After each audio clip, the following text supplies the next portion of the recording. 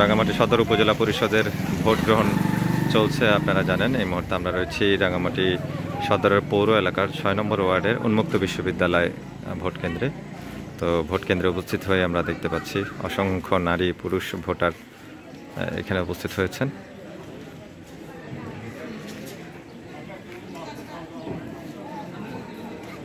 তো তারা দীর্ঘক্ষণ অপেক্ষা করে সারিবদ্ধভাবে আসলে ভোট দিতে এসছেন, বাইরে অপেক্ষা করছেন। ভেতরে যারা সারিবদ্ধভাবে দাঁড়িয়ে আছে তাদের ভোট দেওয়া শেষ হলে তারা আবার সেই ভোট কেন্দ্রে সামনে প্রবেশ করে সেই ভোট কেন্দ্রে গিয়ে ভোট দেবেন। তো আজকে যে বিষয়টি আমরা ভোট কেন্দ্রে এসে দেখতে পাচ্ছি সেটা হচ্ছে যে প্রচুর ভোটারের উপস্থিতি রয়েছে আসলে প্রত্যেকটা ভোট কেন্দ্রে।